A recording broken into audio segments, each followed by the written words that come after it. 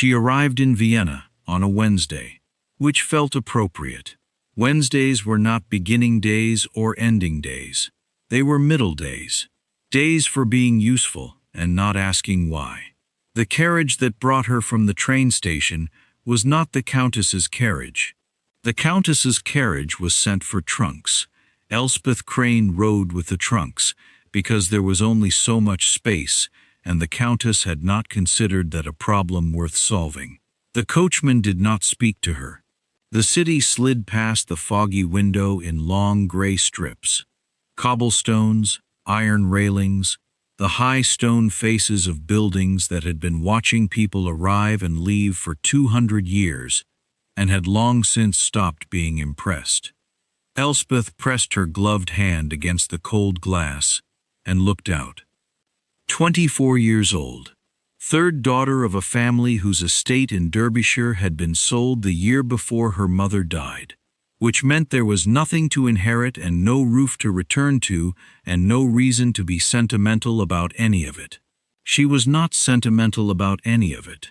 She had tried being sentimental about it for about 3 months after her mother died, and found it produced nothing useful except a quantity of feeling that had nowhere to go, and so simply sat in her chest, taking up space. She had put it away, not because she did not feel it, but because feeling it at full volume, while also managing the practical difficulties of her situation, was not something she had the capacity for simultaneously. The practical difficulties were extensive. The feeling could wait. It had waited. Occasionally she encountered it again in a corner somewhere, still there, patient, and she acknowledged it and moved past it, and it did not require anything more from her than that. She had a very small income from a trust that her father's solicitor managed, with the cheerless efficiency of a man who expected it to run out soon. She had 12 years of careful education. French, German, music, watercolor, the kind of knowledge that is extremely useful for making conversation at dinner and entirely useless for every other purpose in the world. She had 2 trunks, one of which contained mostly books and a letter of introduction written by a distant cousin of her father's who moved in court circles and had written the letter after being asked 3 separate times and had addressed it to the wrong countess, which had required a correction, and then a second letter, which was less warm than the first. She had also, though she did not advertise it, a very precise memory, a very dry sense of what was funny, and the particular quality of stillness that belongs to people who learned early that being quiet in the right moment was safer than almost anything else. Countess Irina Voronova was not waiting at the door when Elspeth arrived. A housekeeper was waiting at the door. The housekeeper showed her to a room on the 3rd floor, small, clean, adequately heated, and told her that the Countess would receive her at 4 o'clock. It was 2:30. Elspeth unpacked one trunk, the one with the books. The Countess received her in a sitting room that had too many mirrors and not quite enough warmth from the fire. She was a woman of about 50, handsome in a way that had been very striking once, and was now carrying a kind of deliberate effort, like a painting that has been restored so many times it is more restoration than original. She had small, very light eyes that moved across Elspeth once, from the hairline to the hem, in about 4 seconds, and then settled somewhere slightly above her left ear. "You are smaller than I expected," the Countess said. "I am told I am average height," Elspeth said. "I did not mean your height." A pause. Elspeth understood the pause. She let it sit there without trying to fill it, which was apparently not what the Countess expected, because one of her thin eyebrows moved a fraction of an inch upward. "You will accompany me to all court functions," the Countess said. "You will carry correspondence when I require it. You will read aloud in the evenings when I do not wish to exert myself. You will not speak unless spoken to at any formal gathering. You are there to complete the scene, not to contribute to it. You will dress well enough to stand beside me. You will not dress so well as to distract from me. These are the requirements. Do you understand them? Yes, Elspeth said. Good. The Countess looked at her hands, which were folded in her lap, wearing several rings. Your German is acceptable? My German is excellent. Another pause. This one was different. The Countess was recalculating something. Elspeth did not help with the calculation. You may go, the Countess said. We are engaged tomorrow evening at the Sternfeld reception. You will be ready at 8. Elspeth went. She climbed back to the 3rd floor. She sat on the edge of the narrow bed and looked at the wall for a while. Then she took out a book, a collection of letters by Madame de Sévigné, which she had read 4 times and found reliably useful, and read until the candle burned low enough to hurt her eyes. She did not think about home. There was no home to think about.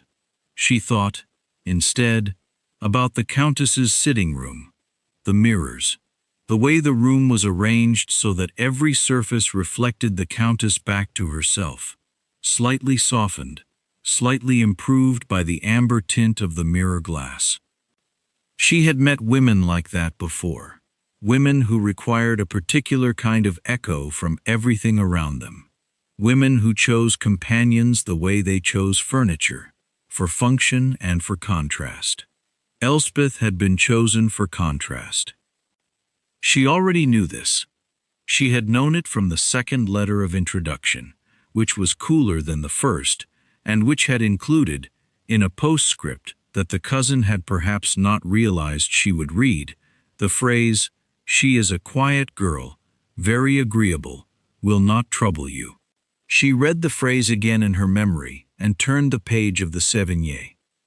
The Sternfeld reception was held in a house on the Ringstrasse that had been built by a banker and furnished by someone with an unlimited budget and an absolute passion for gold. Not the elegant kind of gold. The kind of gold that wants to make sure you have noticed it. Elspeth noticed it. She did not say so. She stood 2 paces behind the Countess, who moved through the room with the practiced ease of a woman who had been doing this for 30 years and had long ago stopped needing to try. Elspeth carried a small evening bag that belonged to the Countess and a folded fan that belonged to the Countess, and nodded at appropriate intervals when the Countess spoke to people and did not speak herself. The room was full. 200 people, perhaps more, all of them dressed for being seen. The candlelight was designed for it, warm and flattering, catching the jewels and the pale skin and the braid on the military uniforms. Music came from a string quartet in the corner, who were playing something pleasant and were being mostly ignored. She knew some of the faces from society portraits in magazines. The Austrian aristocracy had a very small inner circle, and they had been photographed a great deal. She recognized a minister's wife, 2 young officers who had been in the newspapers for a cavalry display the previous season, an elderly prince who was known for his collection of orchids and his habit of falling asleep at the opera. She was cataloging. She did this when she needed to keep herself occupied without appearing to be occupied. It was a skill she had developed at 16, at a house party in Yorkshire, where she had spent 3 days being invisible and had come home knowing everything about everyone and having been, herself, entirely unobserved. Then the Countess spotted someone she wished to speak to and moved across the room, and Elspeth moved with her, and the Countess stopped before a cluster of women in expensive gowns and said, with the bright particular carelessness of someone who has rehearsed their carelessness, "My little reader, she is very good at carrying things." Laughter. Not loud. 6 women, all of them smiling with the portion of their faces that was visible above their fans. and all of them perfectly aware that they were laughing at someone and not particularly concerned about it. Elspeth did not flinch. She had learned not to flinch the way you learn not to reach for a hot pan, through enough repetition that the instinct is simply gone. She looked at the wall behind the women's heads. There was a seam in the gold silk wallpaper, a place where two panels met and did not meet quite perfectly, a thin dark line where the adhesive had given slightly. She looked at it and counted the imperfections she could identify from this distance. 3. There were 3 places where the seam had lifted by a fraction of a millimeter. The laughter finished. The Countess spoke to the women about a concert. Elspeth stood and held the bag and the fan, and did not exist. Later, she would remember the seam. Not the faces, not the particular angle of the Countess's chin when she said those words. The seam. 3 imperfections. That was the thing she carried home. She left the reception before it ended. This was not permitted, technically. The Countess had not given her leave, but the Countess was involved in a deep conversation with a woman in emeralds about the failings of a soprano they had both recently heard, and Elspeth reasoned, correctly, that she would not be missed for at least 20 minutes, which was all the time she needed. She found her own coat from the cloakroom attendant. She walked out into the corridor that ran along the back of the ballroom, heading toward the main hall, and turned the corner without looking. She collided with something that did not move. Her shoulder met it first, then the side of her face, because the corridor was narrow, and the something was large and entirely stationary, and the impact was not painful exactly but was definite. She stepped back. Her hand went to the wall. The wall was warm. This was curious. She looked up.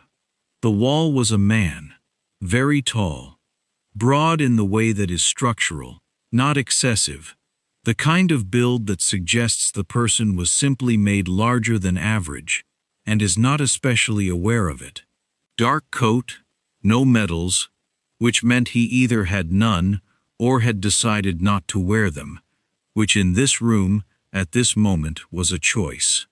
Dark hair, going slightly gray at the sides. A face that had been put together carefully and then lived in for 40 years and was better for it. He was looking at her with an expression she could not immediately name. Not offense, not amusement, quite. Something in between that was waiting to become one or the other, depending on what happened next. "You left early," he said. His German was perfect and had no accent she could precisely locate, which meant he was either Austrian or had spent so long outside Austria that the original had smoothed away. "I had finished," she said. "Finished with what?" "The room." He looked at her for a moment. Then one corner of his mouth moved, very slightly, in the direction of up. "Did the room know?" "The room seemed to be managing without me." The corridor was very quiet. Behind them, through the walls, the music continued, playing to people who were not listening. "You are with the Countess Voronova's party," he said. It was not a question. "I am," she said. "I did not see you arrive. I arrived before the Countess. I am very good at carrying things." She did not know why she said it. The words came out before she had decided to say them, dry and precise, and she heard them in the air and could not put them back. Something shifted in his face. The something in between resolved. It became, unmistakably, amusement. Genuine amusement. The kind that comes from somewhere real, not the polished surface kind. "I see," he said. "You don't," she said. "But it doesn't matter." She walked past him toward the main hall. She collected her coat again from a second attendant, went down the steps, and found the street. The air was cold and tasted of the river. She pulled her coat tighter and walked back to the Countess's house, which was 12 minutes away, and did not look behind her. She sat in her room that night for a long time before she opened the Sévigné, the man in the corridor. She could not name the expression on his face when she said the thing about carrying things. She had expected, at most, blank politeness. She had not expected, whatever that was, the thing that was not quite amusement and was too warm to be pity and too quick to be practiced. She opened the Sévigné and read the same page 3 times. She did not expect to see him again. The court was large, technically. In practice it was a village. The same 200 people appearing at the same gatherings in different combinations, like a deck of cards being reshuffled over and over. She knew how it worked. She had seen smaller versions of it in Derbyshire and in London and at the house in Edinburgh that belonged to a family friend who hosted 3 large parties every year and always invited exactly the right people and no one else. She expected to see him across a room and nod and be nodded at, and that would be the end of it. On the 3rd day after the Sternfeld reception, she was in the library of the Countess's house, a long, well-stocked room that the Countess never used and had therefore not restricted, reading a German translation of an old French chronicle that she had found on the lower shelf behind a set of matching decorative books that had never been opened. The chronicle was excellent. She was deeply inside it when the housekeeper knocked and told her that a gentleman had come to call on the Countess, and the Countess was not at home, and the gentleman asked whether there was someone who might receive him briefly. Elspeth considered this. It was irregular. It was also, genuinely, none of her business. "Show him to the morning room," she said. "I will be there in a moment." The morning room was smaller and had natural light and smelled of dried flowers. She put down the chronicle and smoothed her dress and went. He was standing at the window when she arrived, looking out at the garden, which was bare and tidy in the November way, all structure, no ornament. He turned when she entered. "Miss Crane," he said. She had not told him her name. He had learned it since. "Your Grace," she said. She had learned his name since, too. Maximilian Ernst Albrecht, 5th Duke of Silbermoor. The title was Silesian by origin. The family was old money turned older through several careful generations of investment, and the current duke had been in Vienna for 18 months, following a posting in the East that no one in the court's inner circle would discuss in detail, which meant it was either quietly distinguished or quietly complicated, or possibly both. She knew all of this because she had asked the housekeeper 2 questions the morning after the Sternfeld reception, and the housekeeper was a woman who knew everything and liked to be asked. "The Countess is not at home," Elspeth said. "I can convey a message or receive a card." "I came to return a book," he said. He held out a book. It was small, cloth-bound, green. Elspeth looked at it, and then at him. "The Countess does not read," she said. "I know," he said. "I meant to leave it for her library, in case the library had gaps." Elspeth took the book. She turned it over. It was a collection of letters, travel letters, written by an Austrian nobleman who had toured Persia in the 18th century and recorded everything with the slightly baffled precision of a man encountering a civilization larger and older than his own. "This is a very good book," she said. "Yes," he said. "I thought so too." She looked up. He was watching her with the same expression she had not been able to name in the corridor, and she still could not name it exactly.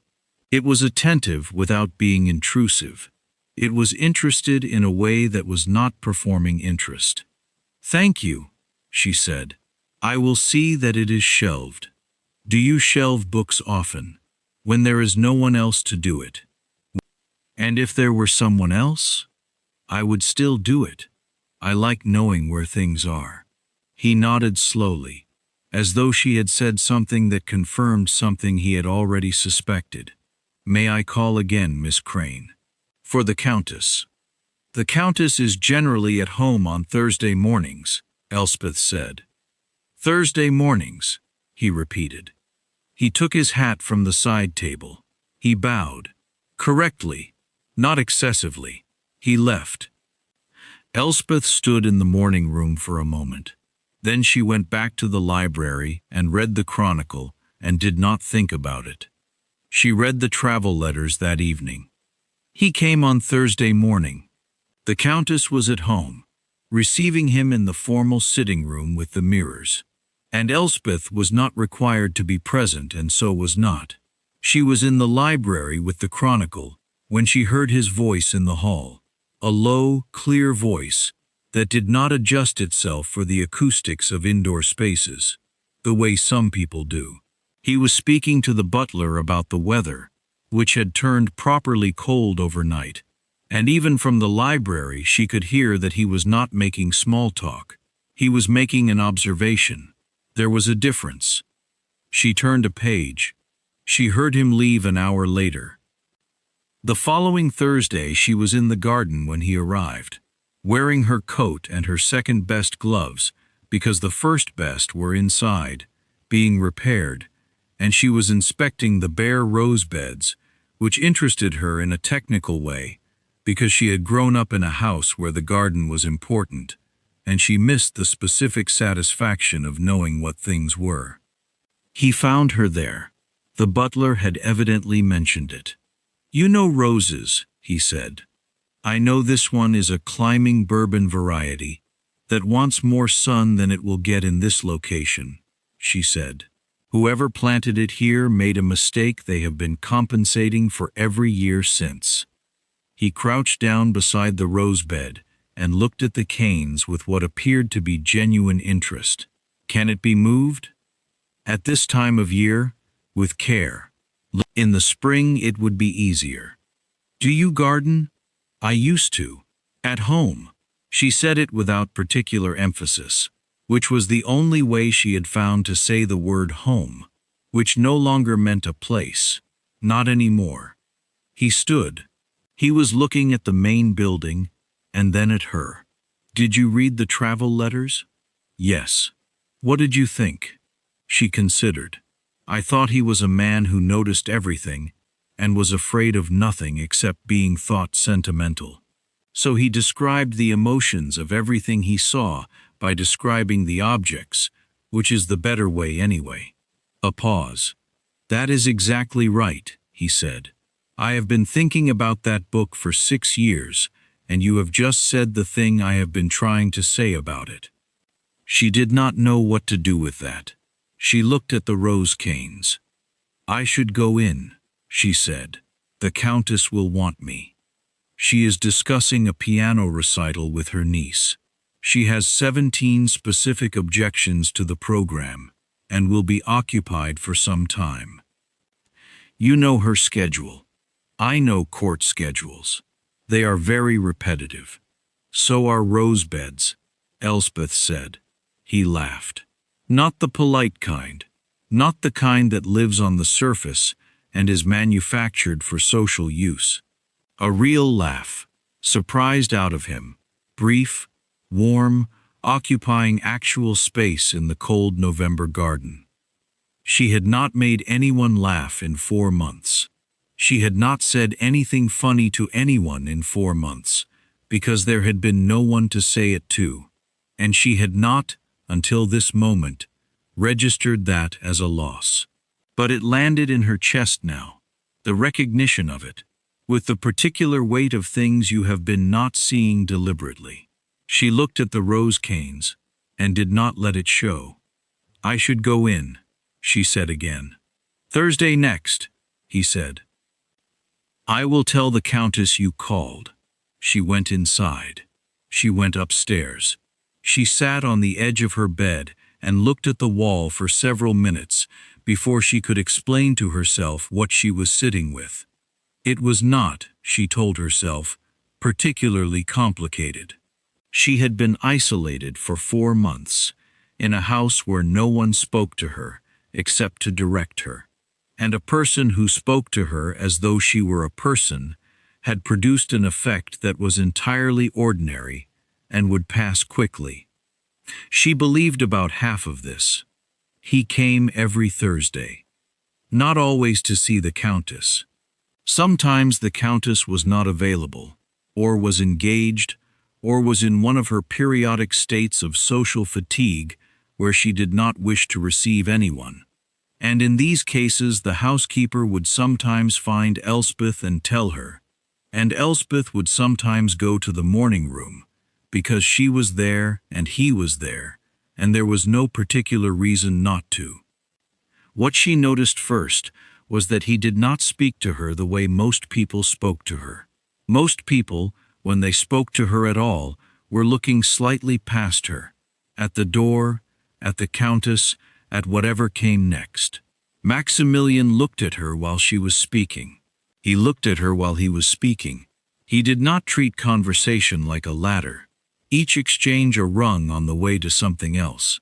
He treated it like the thing itself, like the point. She was not accustomed to being the point. They talked about books, always, because that was the ground they had found first, and it turned out to be very large ground, large enough to walk around in for a long time without reaching the edges. She read everything. He read a great deal. The overlap was significant, and the disagreements were better than the agreements, because he did not simply accept her opinion, and she did not simply accept his, and they both seemed to find this, the resistance, the pushback, the point at which they had to prove something with actual evidence rather than assertion, more satisfying than agreement would have been. There was a Thursday in early December when they disagreed about a novel for 40 minutes, with such sustained heat that the housekeeper knocked twice, uncertainly, and then went away again. The novel was German, recently published, and concerned a young woman who made a choice at the end that he thought was honest and she thought was convenient for the author. Honest would have been harder, she said. Honest would have cost her something. What she does costs nothing. It costs her the approval of everyone she loves, he said. That is not the same as cost. That is consequence. The author gave her the consequence and withheld the cost. It is the comfortable version of a difficult thing. Looked at her. He had a habit, when she said something he wanted to think about, of going very still for a moment. Not frozen, just paused, like a man putting something down so he can look at it properly. He did this now. Then he said, "You are right. I concede." "You concede too quickly," she said. "No," he said. "I concede because you are right, and saying so costs me nothing. If you were wrong, I would argue until one of us gave out." "How do I know you haven't simply decided this is easier?" "Because," he said, with a patience that was not condescending, simply patient, "I argued with you about the Goethe for 2 weeks. I have the corrected notebook entry to prove it." She remembered the Goethe. He had quoted a line incorrectly across a dinner table at Baroness Hauser's house. Not the first dinner, but the third, by which time Elspeth had been included often enough to be trusted with a seat between the Baroness and a retired professor of languages who smelled strongly of tobacco and had the most interesting theory about the Iliad she had ever encountered. The Duke had quoted the line, and she had said the correct version quietly, without particularly meaning to, and everyone at the table had looked at her, and she had looked at her soup. But afterward he had taken out the small notebook and asked her to say it again, more slowly, and had written it down, and had asked what the distinction meant in terms of meaning, and she had told him, and he had written that down too. He carried a small notebook. He wrote things in it, lines he wanted to remember, corrections to things he had misremembered, observations. She had seen entries in it about the light in Isfahan. She had seen, once when he left the notebook open on the morning room table and went to find something, an entry that said only, "Wallpaper seam, Sternfeld, 3 imperfections." She was counting. She did not say she had seen it. She did not say anything about it. But it stayed with her, the way certain things stay, sitting in the back of the mind, like a piece of furniture that has been moved to a new position and keeps catching you by surprise when you walk past. She found this unexpectedly touching and spent several days not finding it touching until she stopped arguing with herself about it. He told her about Persia, eventually. Not the official version, which he never gave to anyone who asked. The official version was a posting, a diplomatic assignment, a series of meetings that had gone well. The real version came out in pieces, slowly, the way things come out when someone has been keeping them for a while and has not decided to tell them, but finds they are telling them anyway. He told her about the light. The light in Persia was different from European light, in a way he still could not entirely describe to his own satisfaction. Broader somehow, older, as though it had traveled further to get there, and carried the distance in its color. It made everything look simultaneously more real and more improbable, like objects in a dream that are perfectly ordinary and yet unmistakably significant. He told her about the bazaars in Isfahan, which were not what he had expected. He had expected crowds and noise and color, which were there, but he had not expected the architecture, the way the vaulted ceilings controlled the light, let it in specific quantities through specific openings so that the market below lived in a kind of organized illumination. Like a very old system, he said, like someone had thought about it for centuries and arrived at the solution. He told her about a carpet he had seen in a private collection, 400 years old, in colors that had no business surviving 400 years and had survived anyway. The pattern was a garden. Trees, water channels, flowers, birds. Looking at it was like looking at someone's idea of paradise and understanding that the idea had lasted because it was the right idea. He had stood in front of it for a very long time. His host had been patient about it. "What did you feel?" she asked. "That it was made by someone who believed what they were making mattered," he said. "Not to posterity, to the person they were making it for. The care was personal." She thought about this. She thought about her mother's garden in Derbyshire, which had been made with the same quality of attention. Not grand, not designed to impress, simply the work of someone who believed that a kitchen garden in good order was worth the effort of keeping it in good order. She told him about the house in Derbyshire, the garden specifically, and the way the kitchen garden had been her domain from the time she was 8, and the particular authority of knowing that the lettuces planted in March would be the lettuces on the table in June. The authority of it, the simple, concrete satisfaction of cause and effect, of labor producing exactly what labor was supposed to produce, was something she had missed more than any other thing about the life she had lost. Not the house itself, not the social position, the lettuces. He understood this immediately. She had not expected him to understand it. Most people, when she had tested this idea on them over the years, had either been puzzled by it or had found it charming in a way that suggested they found it quaint, which was a specific and not particularly pleasant feeling. He understood it the way he understood the carpet, as a statement about what someone believed mattered and why. She told him about her mother who had died of a fever in November, the same month the estate was sold. Her mother had been a very practical woman, not cold, not unfeeling, simply practical in the way of someone who has found that practical things are the most loving things when done correctly. She had kept the garden and managed the household accounts and taught Elspeth to sew and to cook and to read in 3 languages, and had laughed, when she laughed, with a volume and completeness that was slightly embarrassing in public settings and entirely wonderful in private. She laughed with her whole body, Elspeth said, like it surprised her every time. She sounds excellent, he said. She was, Elspeth said. And then, because it was true, and because she found she could say it here, without it becoming something larger than she could manage, I miss her. He did not say he was sorry. He did not say she must have been wonderful, or that she was in a better place, or any of the other things people say, because they do not know what else to do with someone else's grief. He said, yes, just that. And she understood, that he understood, and they sat with it for a moment, and then they continued. She did not tell him these things in order.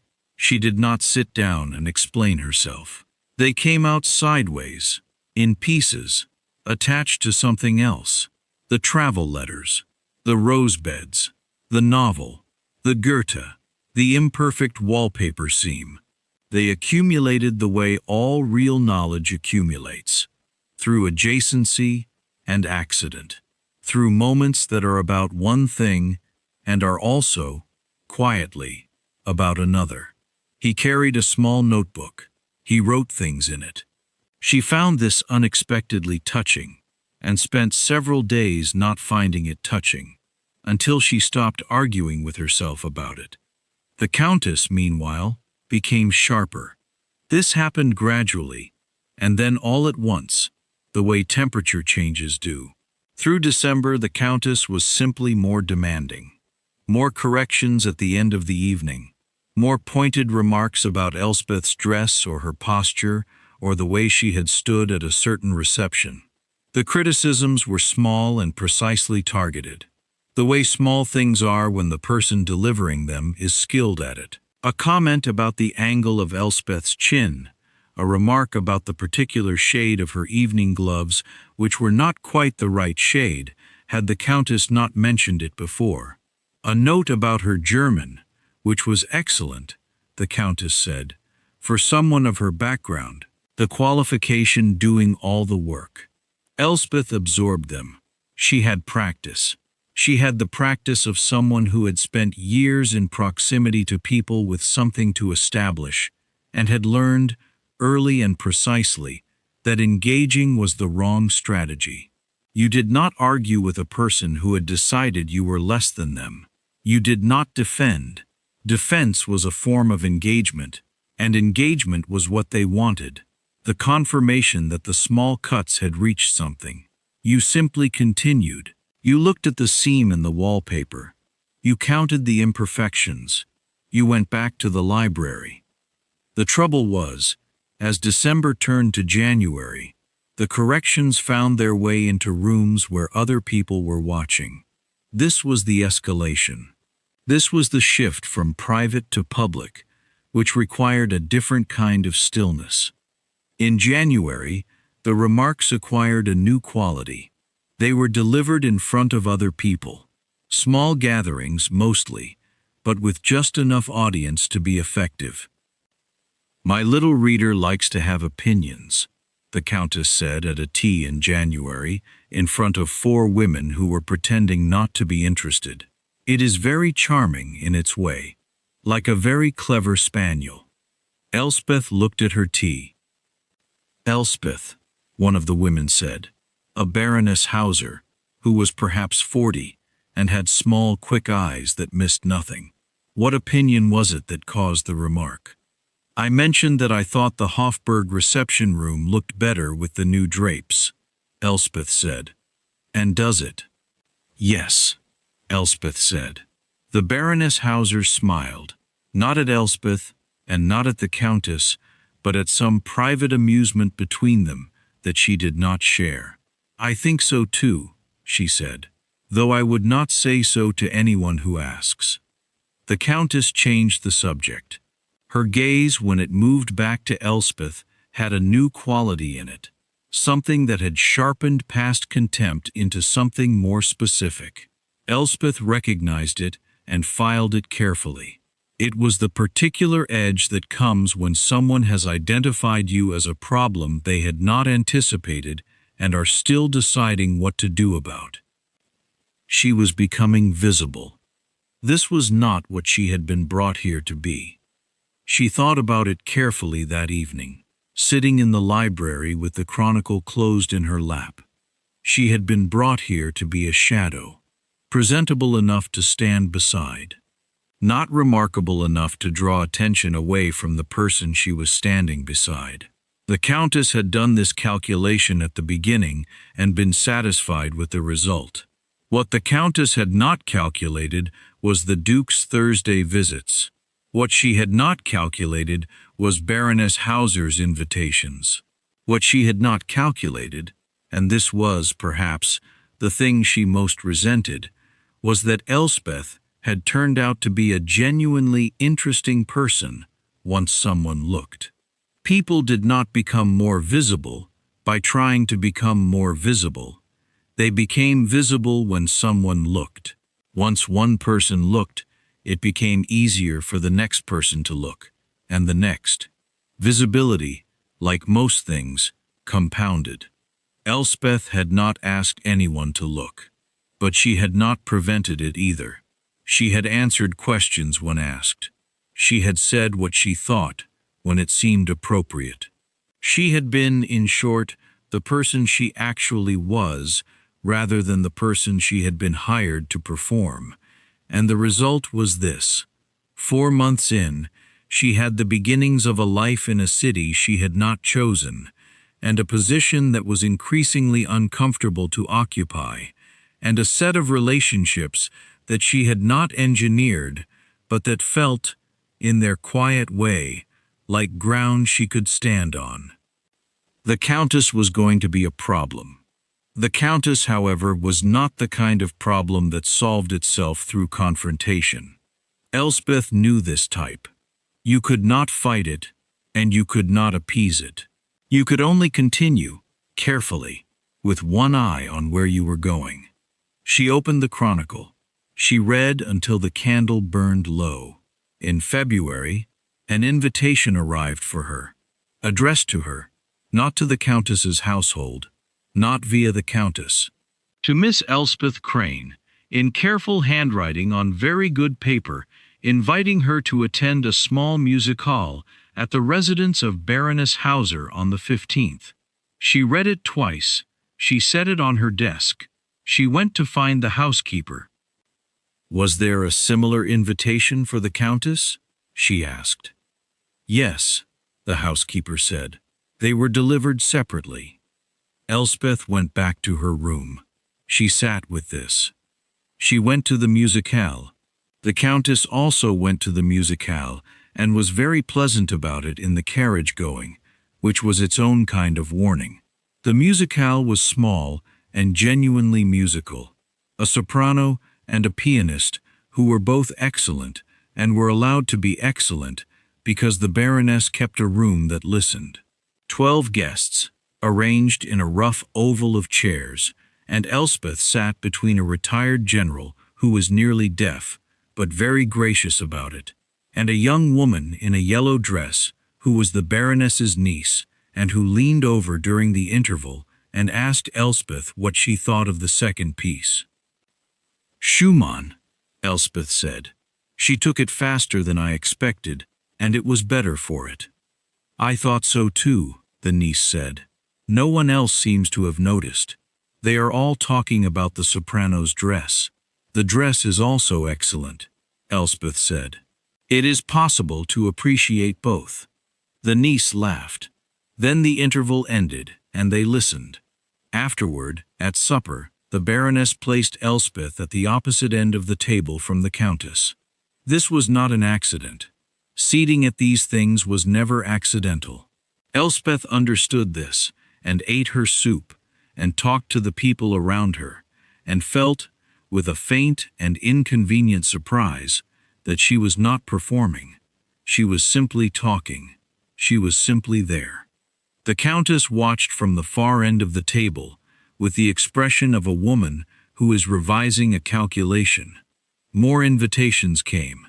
A dinner in March, at the home of a minister whose wife collected people the way other women collected porcelain, with criteria Elspeth could not fully identify, but which seemed to produce interesting rooms. A garden visit, in the first mild week of April, to a house on the edge of the city, where an elderly countess kept the most extraordinary rose garden Elspeth had seen since Derbyshire.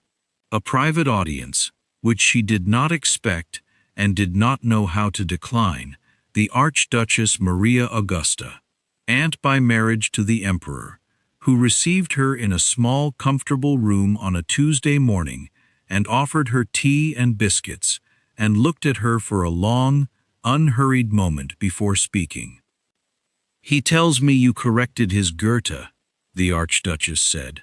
"He had misremembered a line," Elspeth said carefully. "I did not intend to correct him. I said it before I thought about whether I should. He seemed to enjoy it. He wrote it down." The Archduchess's mouth curved. She was a woman in her 60s, with the kind of face that had been handsome once, and was now something better, composed, experienced, fully inhabited. "He does not bring me many people to meet," she said. "He brings me very few, actually. He is rather particular." She looked at Elspeth steadily. "He has very good eyes, the Duke. He always has." Then she spoke about the garden, which was early this year, and the quality of the morning light in Vienna in spring, and the biscuits, which came from a bakery in the first district, and were excellent. Elspeth ate the biscuits, and answered about the garden and the light, and drove home in a carriage that the Archduchess had offered without being asked, and sat very still for the 20 minutes it took to return to the Countess's house, and did not let herself think too precisely about what she was sitting with. She was in the library on a Friday in April when he came without sending word. The housekeeper showed him in. The Countess was out. Elspeth was the only person available, and the housekeeper had decided, with the particular authority of someone who has been in a house long enough to understand it, that this was the correct thing to do. He stood in the doorway of the library and looked at her, and at the books, and at the table she had taken over in the corner, which had her chronicle on it, and the travel letters, and a book of botanical illustrations she had borrowed from the Baroness's collection, and was using to identify the roses in the garden, and a small notebook of her own, in which she had been writing things she did not intend to show anyone. "You have made a room in here," he said. "I am a guest. I have made a temporary room." "You are an excellent librarian," he said. "The books are in better order than I have ever seen them. They were not in any order at all when I arrived. Someone had arranged them by the color of their spines." She turned in her chair to face him properly. "The Countess is out. I can take a message." "I did not come to leave a message." "What did you come to do?" He came into the room. He picked up the botanical illustrations from the corner of her table and looked at the open page. A detailed watercolor rendering of Rosa centifolia, very accurate, very beautiful, and set it down again.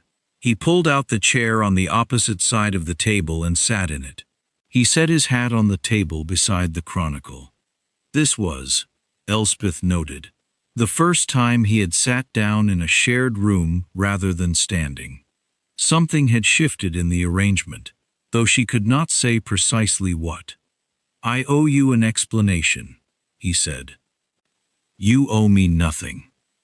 Nevertheless, he looked at the table, then at her. "You were told, when you came here, that you were coming to serve as the Countess's companion. That is true, but it is not the whole truth. The Countess she is a particular woman. She chose you, because she believed you would suit the role she had in mind. I know this, because the Countess is someone I have known for many years, and I understand how she operates." Elspeth was very still. "Yes," she said. "I understand that also. I know you do." He held her gaze. "I want you to understand that I saw you at the Sternfeld reception, before the corridor." A pause. "You saw me be introduced as something useful for carrying things," Elspeth said. "Yes. And then you followed me into the corridor." "I was going to the coat room," he said. "But yes, when I saw you leave, I went that way." She looked at him. She looked at the botanical illustration. She looked at the chronicle. She said nothing for a moment that was long enough to be a question without being phrased as one. "Why?" she said. "Because in a room of 200 people doing their best to be exactly what was expected of them," he said, "you were the only one who was doing something else. I was standing behind someone and holding a bag. You were counting the imperfections in the wallpaper and waiting for the moment to pass," he said. "I watched you do it. It was—" he paused. "It was the most honest thing I had seen in that room all evening." Elspeth was not accustomed to being seen. The quality of being correctly seen, not admired, not dismissed, not performed at, was something she had very limited experience of, and the impact of it now was out of proportion to anything she had expected from a Friday in April in a borrowed library. She picked up a pencil and set it down. "The Archduchess spoke to me," she said. "I know. She said you brought her very few people." "I do. Why did you bring her me?" "I thought you would suit each other." "We did," she said. "I know," he said again, and the way he said it, not triumphant, not smug, simply sure, the tone of someone who had made a judgment and was confirming it, was different from anything she had heard from him before. She looked at the botanical illustration again. Rosa centifolia, 100 petals, folded precisely, each one doing its particular work. "You have been arranging things," she said. "I have been creating conditions." That is a careful distinction. It is an honest one. "I did not manage you, Miss Crane. I introduced you to people who I thought would recognize what you are, and left the rest to you. Everything that has happened since has been your own doing." She was quiet. She was thinking about the Baroness, and the musicale, and the niece in the yellow dress, and the Archduchess with her biscuits and her steady look, and the invitations that had arrived addressed to her. "The Countess knows," she said. "Yes, that is why she has been unkind." "The Countess is always unkind," he said. "She has simply become more specific about the direction of it." "What does she know, precisely?" He looked at her directly. "She knows I have been calling here more than the social calendar requires. She has drawn a conclusion." "Is the conclusion correct?" A silence. The kind that has weight. "Miss Crane," he said, and then stopped. He tried again. "Elspeth," her name, in his voice, with no title before it. The simplicity of it was like a window being opened. "I would like you to stay in Vienna," he said. A very long moment. The library around them was very quiet. Outside the window, April was making its case. Pale sunlight, a bare branch beginning to change, a sky the color of good linen. "I have a position here," she said, "until the summer." "I am not speaking of the position." She looked at him. He looked back. She understood what was happening with perfect clarity, which did not make it easier. She had been Miss Crane, with a borrowed library and a cold room for 6 months. She had been a prop, a shadow, a carrying thing, and then she had been a reader and an arguer and a person who could be introduced to an archduchess and hold her own. And all of that had happened because this man, who had found her counting wallpaper imperfections, had, over the course of 6 months, been quietly and deliberately making it possible. She was not sure how she felt about that. She was sure how she felt about him. These were two different things, and she was keeping them careful and separate for the moment, because the first required thinking and the second required something else entirely. Something she had not quite looked at directly yet. Something that had been accumulating since November, since a corridor and a man who did not move when she walked into him, since a green cloth-bound book left in a morning room, since a garden in November and a laugh that was real. "You are doing this in a library," she said. "You are always in libraries. You have never asked me anything directly before this. I have asked you things directly every week for 5 months," he said.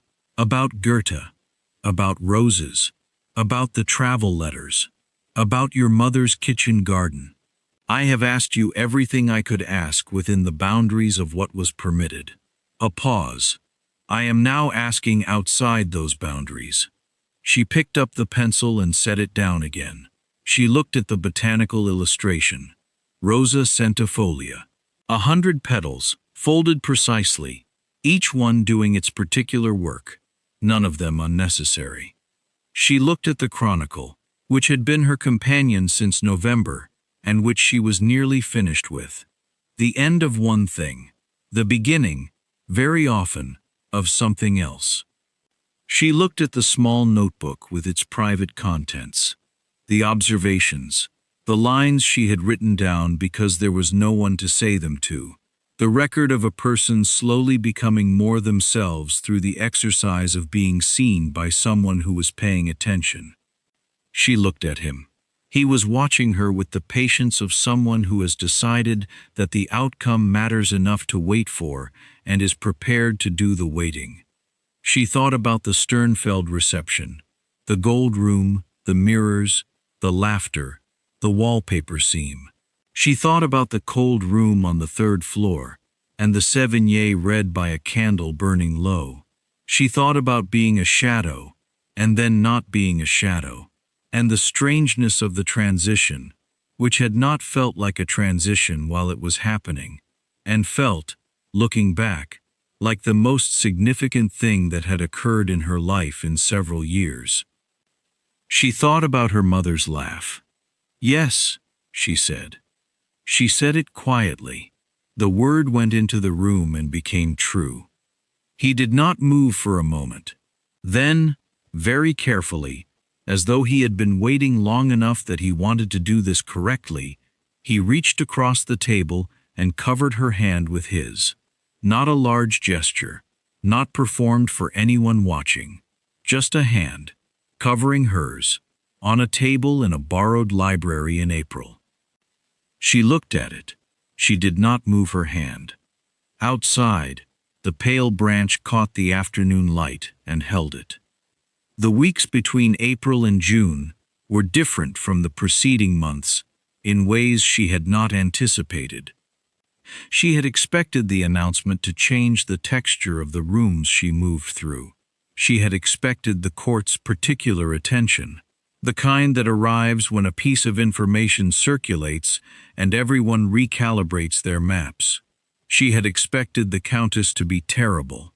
She had expected, in some corner of herself, to feel the weight of it, the significance of what she had agreed to, the magnitude of the distance between what she had been in November and what she was becoming. She had not expected to feel, primarily, relief. Not the relief of having escaped something, the relief of having arrived somewhere, the particular quality of ease that belongs to people who have been carrying something heavy for a long time and have finally been allowed to set it down, not because the thing was taken from them, but because they decided, themselves, that they were done carrying it. She continued to live in the Countess's house through May, because the contract ran until summer, and because Elspeth was precise about her obligations. The Countess was, as predicted, terrible. a cold and pointed terrible that expressed itself mainly through absence. Where before there had been remarks, now there was simply the removal of acknowledgement. Elspeth was not spoken of. She was not introduced. She was not insulted, because insult required engagement, and the Countess had decided that engagement was beneath her position. Elspeth carried her own correspondence and her own fan and stood where she wished at the functions she was required to attend, and did not look at wallpaper seams. She had other things to look at. He was at more of the functions than the calendar strictly required him to be. This was not discussed. He appeared, at the edge of a room, at the corner of a gathering, at the point where a long evening was beginning to exhaust itself, and she found, each time, that the room changed slightly when he was in it. Not the room itself, her experience of the room. She was not sentimental about this. She was clear-eyed about what it was, and where it had come from, and what it meant. She had been alone for a long time, and had organized herself around solitude, the way you organize a house around the furniture you have, making it work, making it sufficient, not imagining other arrangements. He was a different arrangement, a different kind of room. She was learning its dimensions.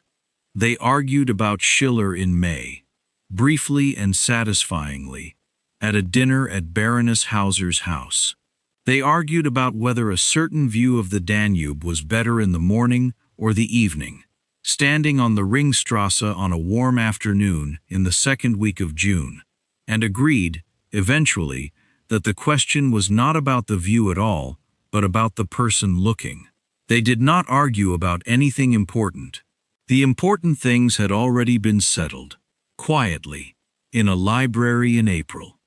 Baroness Hauser's niece, who had developed an intense attachment to Elspeth that expressed itself primarily in bringing her useful pieces of gossip and very good pastries from the bakery near the Stephansdom, told her in May that the entire court had known what was happening since February.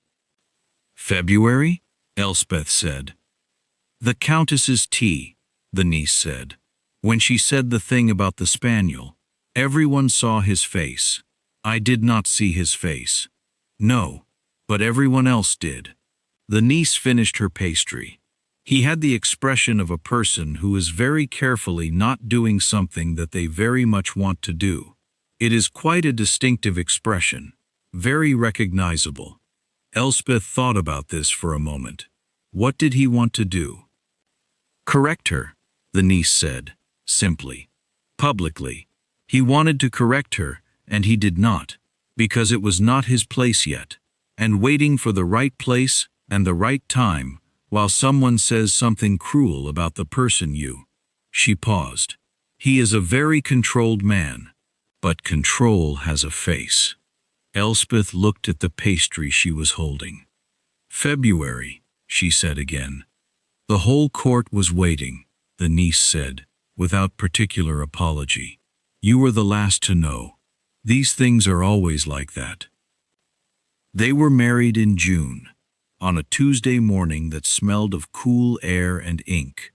The ink, because they had been arguing about Goethe in the study of his house the night before, and someone had knocked over an inkwell, and the smell had not quite left his coat by morning. It was a small ceremony. She had not wanted a large one. He had not suggested one. The Archduchess had offered the palace chapel, which was a very beautiful room, and they had accepted because it would have been strange to refuse, and because it turned out to be exactly the right size for the people who mattered. The morning was clear and cool in the particular way of Vienna in June, when the city is at its best. The light at that quality that comes just before the summer heat arrives and makes everything slightly too much. They stood in the chapel in the good light, and the Archduchess sat in the front row with her hands folded in her lap, and the expression of a woman who has been right about something and is not making a production of it. Baroness Hauser sat beside her and was very composed, which Elspeth had expected, and her niece sat on the Baroness's other side in a yellow dress, the same shade as the first dinner. She had been very deliberate about it, and cried with the cheerful, unashamed completeness of someone who has not yet learned to find it embarrassing. Elspeth liked her for it enormously. The vows were simple. She said them clearly, because she was not nervous, and she was not performing. She was simply stating true things in front of people she trusted, and a God she was cautiously respectful of, and the simplicity of it was, she found, the correct approach to a significant thing. Significance did not require excess. He said his vows in German. She had asked him to, and he had agreed without asking why. She had her reasons, which were private, and which had to do with the fact that she had arrived in Vienna, conducting most of her inner life in English, and had found, over the course of the past 8 months, that more and more of it happened in German now. The language of the city she was staying in, the language of the country she was becoming part of. It seemed right that the most important words be in the language of the life she was beginning, not the life she had come from. Afterward, in the carriage, she told him about the inkwell and the smell on his coat. He said that it was, historically speaking, the most appropriate possible origin story for any event involving either of them. She said she agreed. They were quiet for a moment, in the comfortable way that two people can be quiet when there is a great deal to say and no urgency to say all of it at once, because there will be time. There would be time. This was a new thought for her. She had spent 4 years not having time, not having the luxury of it, the sense that the future was a place to rely on. The estate had gone. Her mother had gone. Her income was uncertain, and her position was borrowed, and the next thing had always been something to navigate, not something to rest in. She had been living like someone in transit, organizing herself for motion, and she had not noticed until this moment, in this carriage, that she had stopped. She was not in transit anymore. She looked out the window at the city going past, the Ringstrasse, the stone buildings, the early afternoon light on the Danube in the distance, and felt the specific, uncomplicated quality of arrival. The Countess did not attend. The Countess sent a card, which was addressed correctly this time, and which said nothing beyond the conventional, which was more than enough. Elspeth did not send a reply. The house on the Schottengasse was larger than she had been prepared for. Not excessively large, it was not the kind of house that announces itself as a statement, but it had 7 rooms on the main floor, a garden at the back that was formally planted and which she had plans for, and a library that ran the full length of the eastern side and smelled correctly of old paper and the particular dry warmth of a well-maintained room. She stood in the library on the first morning and turned in a slow circle. The books were in order. They had been organized, she discovered, in a system that made initial sense and then, on closer examination, turned out to be deeply personal. Part subject, part association, part a private logic that required some decoding. She decoded it over the first 2 weeks, because decoding it told her things about the man she had married that all the Thursday conversations had not quite captured.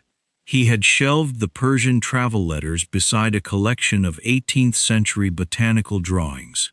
He had put Goethe beside a work of applied mathematics that she would not have expected him to own. The miscellany was not careless. It was the archive of a particular mind, organized according to the connections that particular mind had made. She moved some books. She left others where they were. She added her own, the Chronicle, the Sévigné, a collection of letters she had acquired in February and read 3 times, the botanical illustrations she had bought from the Baroness, who had given them to her as a wedding gift before Elspeth had a chance to buy them, and had then pretended she had bought them anyway, which was a kindness of the specific and discreet kind that Elspeth was learning to accept. She settled in. This took less time than she had expected, which told her something. She wrote to her father's solicitor about the trust. She wrote to a cousin in Derbyshire, who had been occasional correspondence only, and who replied, surprisingly warmly, with news of people and places she had not thought about in 2 years, and found she was glad to have news of. She wrote to the retired professor of languages who smelled of tobacco and had the excellent theory about the Iliad, because they had begun a correspondence in February on the subject of ancient trade routes, and she did not see any reason to stop it. She planted the rose beds differently. The climbing bourbon that had been suffering in the wrong location got moved to the south wall, where it would have proper sun, and she stood in the garden in the first week of July, with dirt on her gloves and her second-best dress, and felt the specific satisfaction of cause and effect, labor producing what it was supposed to produce. He found her there and did not comment on the dress. "Is it better?" he said, looking at the transplanted rose. "It will be," she said, "in the spring, when it has had time to establish." "We will see it in the spring," he said. She looked at him. He was looking at the rose with the same quality of attention he applied to everything, complete, unhurried, interested in the thing itself, and not in what the thing meant for him. It was, she had decided, his most distinctive characteristic, and also the one she found most consistently. She was running out of more precise words. Valuable. "Yes," she said, "we will." The Hofburg Palace reception in December was the same as it always was. The same 200 people. The same extraordinary candlelight designed to make everyone look their best. The same string quartet playing something pleasant in the corner and being largely ignored. The same gold wallpaper, and in the corner of the east wall, the same seam where the panels had never quite met. Elspeth did not look at the seam. She did not need to. She stood in the reception room, the Duchess of Silbermoor, as of a Tuesday in June that smelled of ink. And she stood without the Countess, and without the bag, and without the fan. And she stood without needing to be 2 paces behind anyone or to count anything to get through the next 10 minutes. The room was the same room. She was not the same person who had stood in it a year ago. This was true in the obvious ways: the title, the address, the social position, the changed name, and in ways that were harder to describe but more significant. She had spent the first time in this room performing invisibility, and the performance had cost something. Standing in it now cost nothing. She was present in it, simply, the way you are present in a room, when you have decided you belong in it, and are not waiting for someone else to confirm the decision. Maximilian was 2 feet to her left, talking to the elderly prince about orchids. He did not look at her in a way that could be described in front of witnesses. He did not need to. She could feel his awareness of the room in the same way she could feel her own. Both of them taking it in. Both of them understanding it.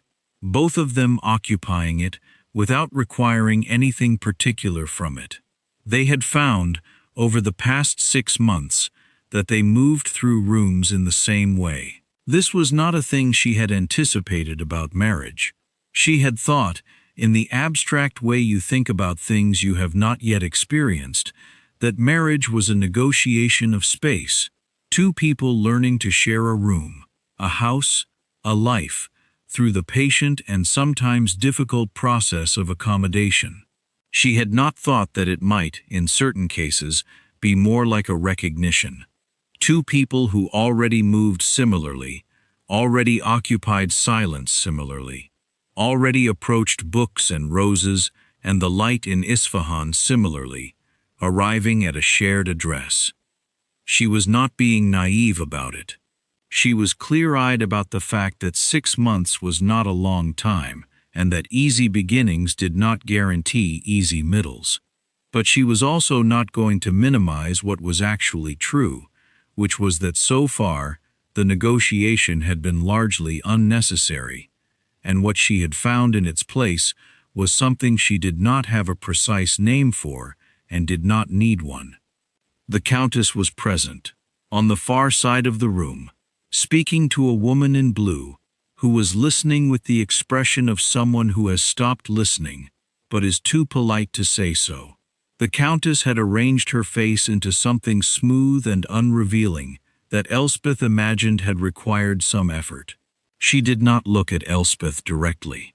When their positions in the room brought them within speaking distance, she spoke to Maximilian about a concert, warmly, and her eyes moved across Elspeth as though Elspeth were part of the furniture. This was, Elspeth noted, a specific form of the thing. To have been introduced as a carrying thing and to now be treated as part of the scenery. Both were erasures, but the second had a different quality. It was not contempt, was adjustment. The Countess was reorganizing her map and finding a place for Elspeth in it that did not require anything from her. It was, in its way, more comfortable for everyone than continuing to be a problem. Elspeth was not interested in being a problem. She was interested in being a person, which was a different thing and required much less energy. Baroness Hauser appeared at her elbow. "You look different," she said. "I cannot decide what it is." "I look the same," Elspeth said. "No," the Baroness said. "You used to look like someone who was waiting for the moment to pass." She considered this with the brief, focused quality she brought to things. "Now you look like someone who is simply here." Elspeth thought about this. She looked at the room, the candlelight, the music, the 100 pairs of eyes, the gold silk on the walls with its small imperfections. "Yes," she said. "I suppose that is it." The string quartet started a new piece. Something Elspeth recognized immediately. Something Schumann, taken slightly faster than expected, better for it. She listened. She was simply there. Later, much later, when they had left the reception and were walking back through the streets, because she had asked to walk, and he had agreed immediately, and they had sent the carriage ahead, she told him about the seam in the wallpaper.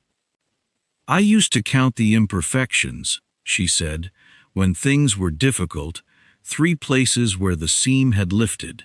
I found them the first night, and I went back to them." "A fixed point," he said. "Yes. Something to look at that was not a face." He was quiet for a moment. Their footsteps were even on the cobblestones, her arm through his, the city dark and cold around them and full of its usual winter life. The lit windows, the smell of wood fires, the sound of music from somewhere down a side street. Vienna in December was a city that had been doing December for a very long time, and had developed precise opinions about it. The trees along the Ringstrasse had their winter form, stripped to the essentials, and the gas lamps made the wet stones gleam a particular gold that had nothing to do with the gold silk in the reception room, and was better for being real. "When did you stop?" he said. "Tonight," she said. He looked at her. "I didn't look for it tonight," she said. "I didn't think about it until just now, until you asked."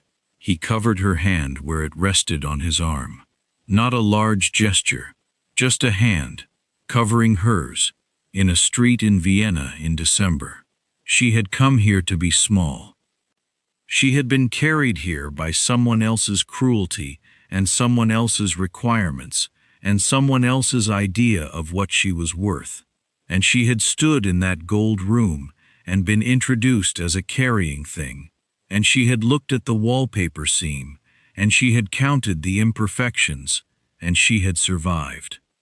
She had survived, and then she had done something more than survive, which she had not planned and had not expected, and which had arrived sideways through a borrowed library and a Schumann song, taken slightly fast, and a man who had been present at the worst moment in that room, and had, instead of looking away, looked closer. She was not sentimental about it. She knew what she was. She knew where she had come from, and what the past year had cost, and what it had produced, and she held both things clearly, as she held most things, without softening the difficult parts, and without diminishing the good ones. She was also very certain, in this moment, on this street, in this cold December air that tasted of the river, that she was exactly where she had decided to be, and that the decision was hers, and that it was permanent. The city moved around them. A couple passed on the opposite side of the street, arm in arm, walking quickly in the cold. A carriage went by. Somewhere ahead, a cafe was still open, warm light spilling from its windows onto the cobblestones in a pool of amber. She walked. The year had begun with her arriving at a strange house, in a strange city, to be useful and invisible, and precisely what was required of her. It was ending with her walking home. Home, the word landing simply, without complication, without the careful distance she had taught herself to keep from it, through streets she now knew, in a city she now belonged to, in a life that was, against all the probability she would have assigned it in November, her own. The lit windows went on lit and warm. She walked. She was simply there,